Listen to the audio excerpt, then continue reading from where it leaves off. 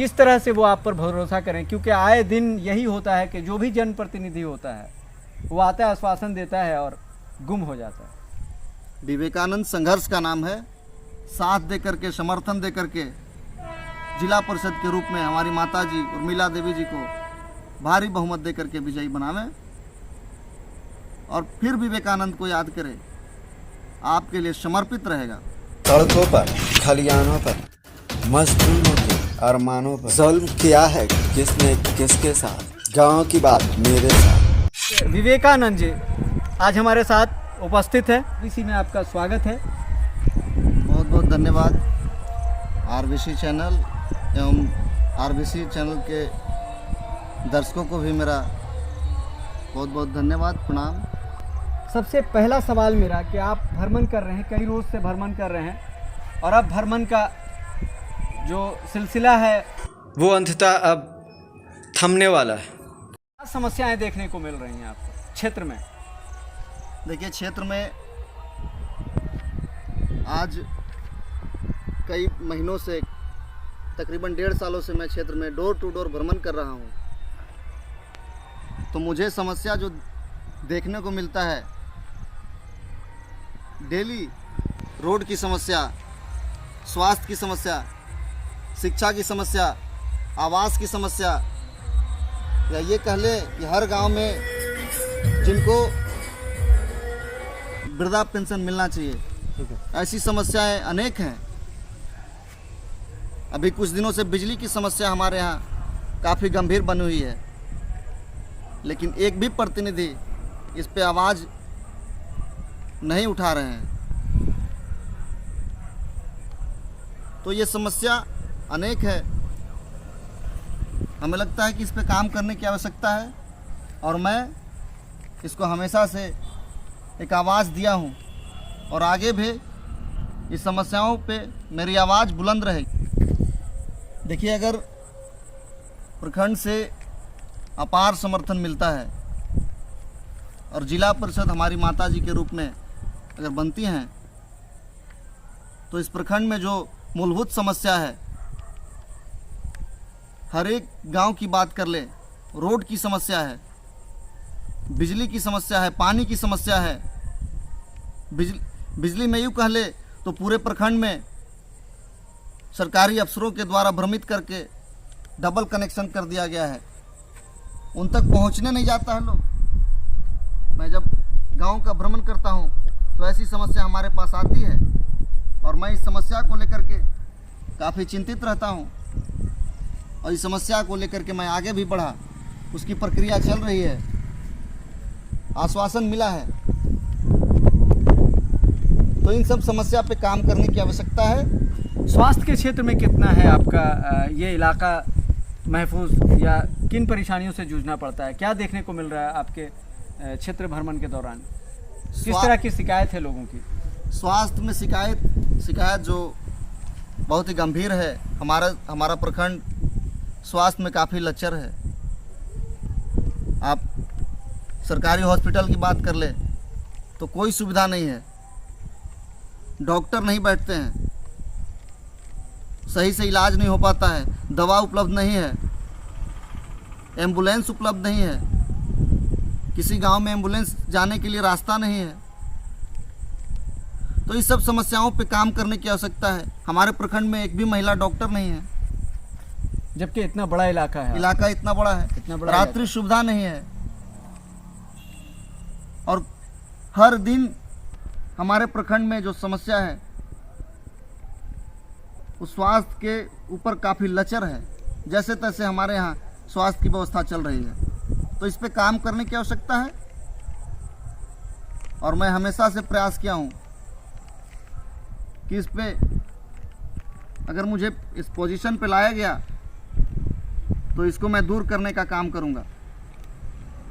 शिक्षा के क्षेत्र में देखा गया है कि युवाओं को काफ़ी परेशानियों से जूझना भी पड़ रहा होगा। जब आप बता रहे हैं कि हमारे क्षेत्र में रास्ते सही नहीं हैं, तो कैसे लोग, कैसे बच्चियां हैं, बहुत से छोटे छोटे बच्चे होते हैं, वो कैसे स्कूल तक पहुंचेंगे? सबसे बड़ा मुद्दा है।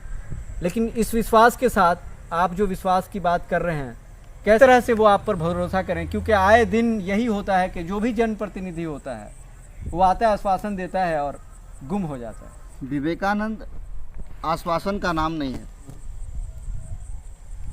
विवेकानंद संघर्ष का नाम है।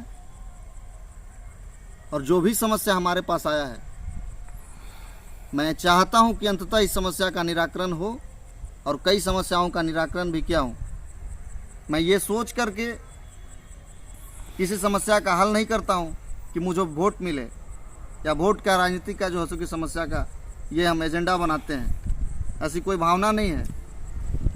शिक्षा के क्षेत्र में आप बात कर रहे हैं, शिक्षा के क्षेत्र में हमारे यहाँ बड़ी बड़ी बिल्डिंगें बनी हुई है, लेकिन एक भी प्रतिनिधि नहीं है जो हमारे स्कूल में जा कर के भ्रमण करके जायजा लें कि हमारे प्रखंड में शिक्षा का व्यवस्था कैसा चल रहा है, एजुकेशन कैसा चल रहा है।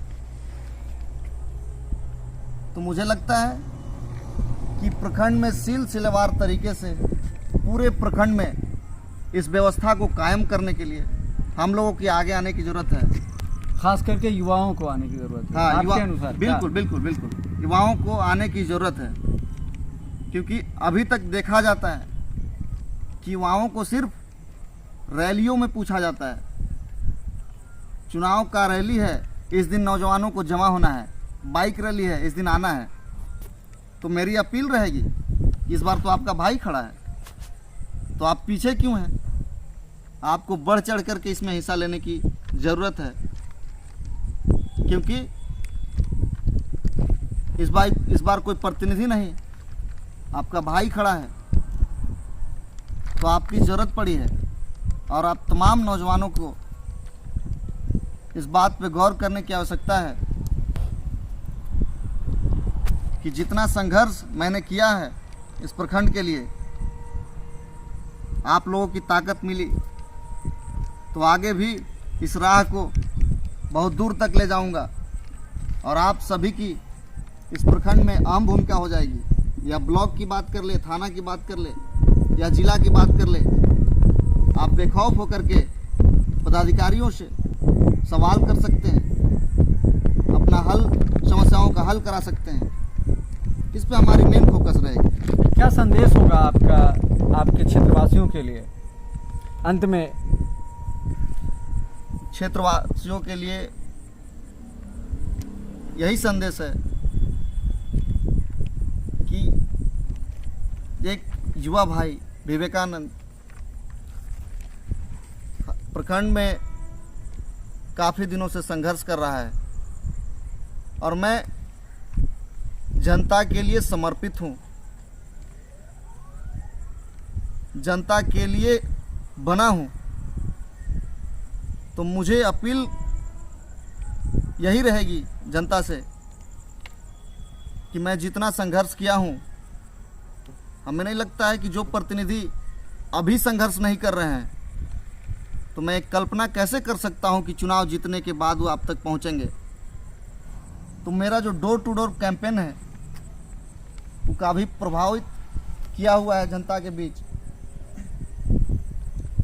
तो ये जनता को समझने की ज़रूरत है कि जो पर नेता चुनाव के दरमियान नहीं पहुंच रहे हैं, उनसे आशा क्या किया जा सकता है कि चुनाव जीतने के बाद आप तक पहुंचेंगे। तो आप सभी प्रखंडवासियों से एक ही अपील रहेगी कि इस नौजवान साथी को मजबूती से साथ दे करके, समर्थन दे करके जिला परिषद के रूप में हमारी माता जी उर्मिला देवी जी को भारी बहुमत दे करके विजयी बनावें, और फिर विवेकानंद को याद करें। आपके लिए समर्पित रहेगा।